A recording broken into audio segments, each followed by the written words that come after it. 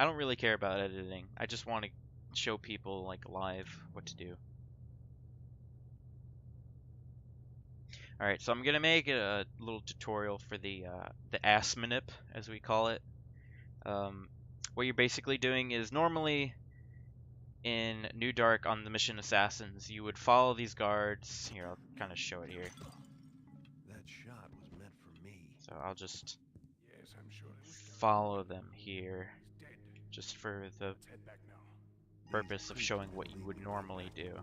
Is you would just follow them, and they would eventually start off here, and they would eventually go over here, and then go to like a new objective and a mansion and whatever. But we don't want to do that because that's slow.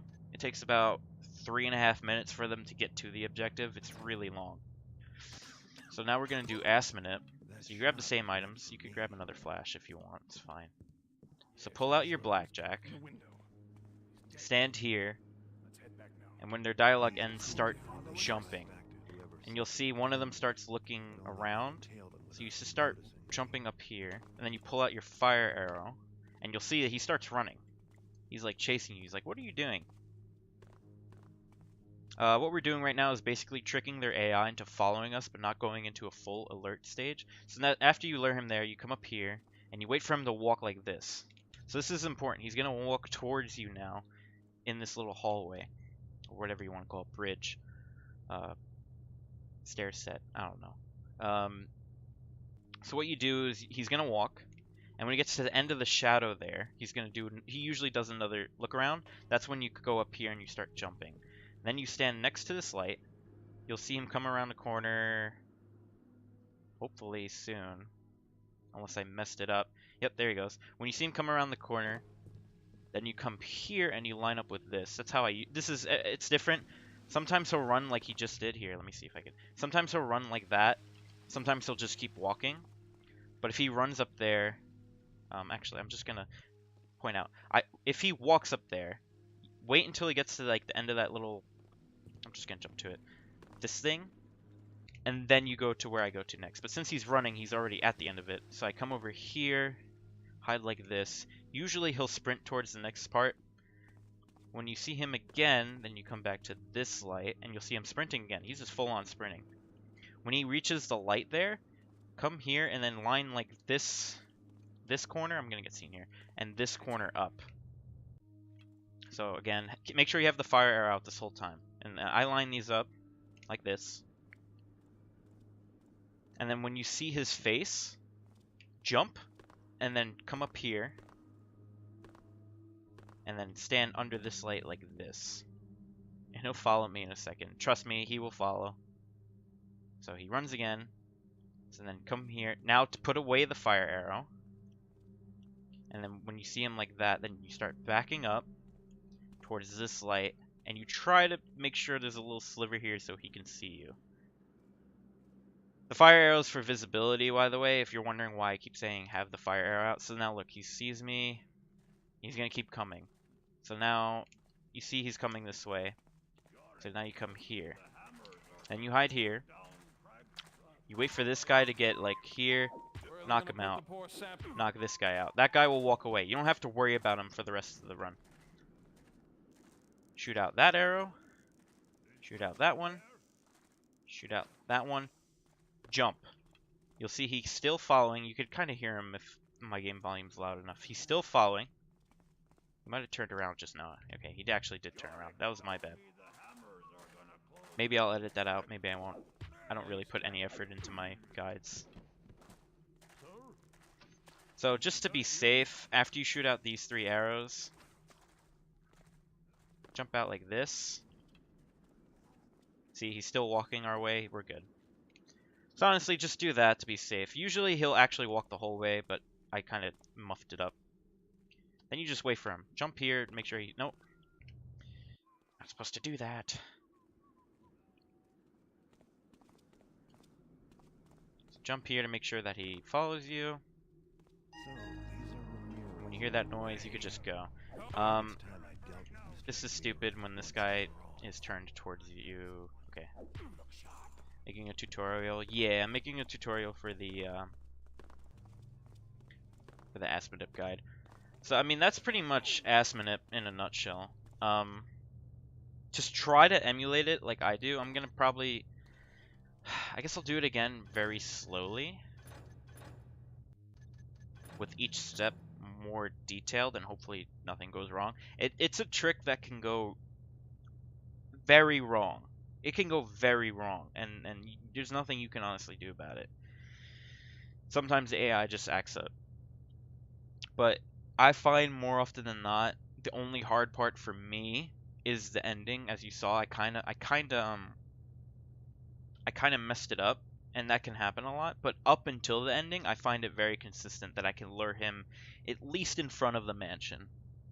And that's oh, I minus I okay, I guess I I guess I tapped out of the game there.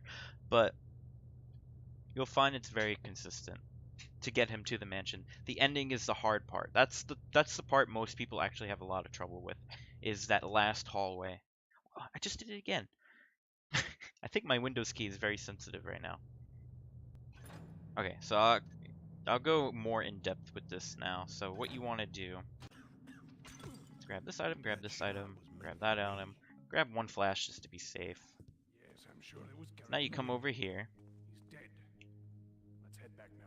Once the conversation ends, start jumping. When one of them turns towards you, that's when you want to jump up here, pull out the fire arrow, and you'll see he's starting to sprint towards me. He's going full Olympic. When he gets to the bottom of like that little bridge there, or that little stair set there, whatever it's supposed to be, that's when you come up here and you hide like this. You want to make sure he's walking towards you. When he walks towards you, go on like one of the steps and lean around the corner. When he gets to the shadow, he usually does a thing like that.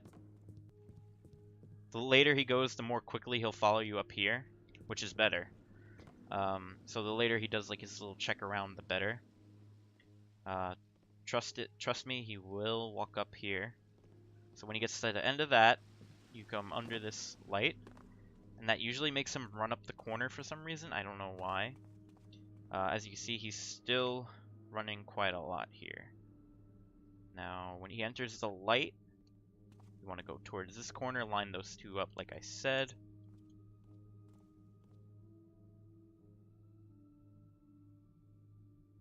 Just give it a sec, sometimes he'll look around. When you can see his face, jump.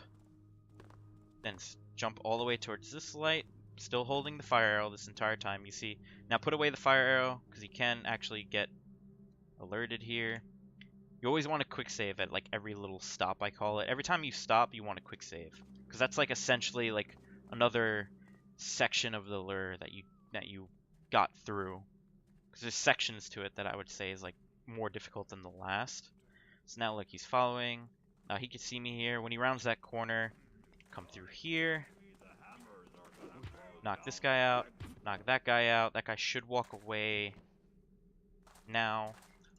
Pull out the mortar arrow, shoot out that light, shoot out that light, shoot out that light. Come back out. Make sure this guy sees you here. Don't worry, he will see you. When he sees you there, he'll continue walking.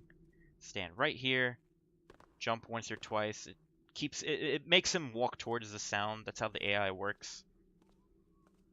See, he's coming towards it now. And then when you hear the ding, just go through the front door. Sometimes this guy will be turned towards the door, sometimes he won't. I honestly have no idea what really manipulates it. If you want to try and play it safe, you can flash the door as soon as you open it. But if he's turned around, it will alert him and you can't grab the key. So that's why that's kind of a bad option. But you can just open the door, drop a flash, knock him out, then take the key. If you think that he's going to be facing the door. But if he's facing away from the door, then it's actually going to alert him and you can't grab the key. So it's kind of like a flip of the dice. It's whatever you think's going to happen. There's a chance you can take his key quick enough, and you have to go through that door. So if you want, you can like walk forward and like do that, and then just walk through the door, spam click, and you could get the key sometimes.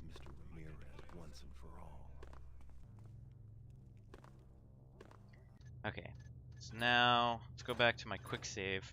So I'm just gonna make a actual save here because I want to see something. So 223, a flip of the dice, flip of the coin. You know what I meant. A 223 Assassin's lure is it's okay. Actually, that's a really good lure. 223 in game time. Split, that's probably about like a 230, because the inside interior part of the mission kind of takes about a minute. So what you want to end the split on if you're doing a full game run is about 330. I think a 345 is like what most people will get. It's again, it's all just RNG. You're manipulating AI to do stuff that they're not supposed to do. Uh, it's kind of shitty. It's unfortunate, but it's super fun when you get it to work like a charm. So that's kind of ass manip. I made a regular guide for the rest of the Assassin's mission. You could watch that whenever I decide to upload it. But I just wanted to go over the first part of the mission because that's the super hard part. So yeah, thanks for watching. Peace. Okay. That was kind of shitty, but whatever.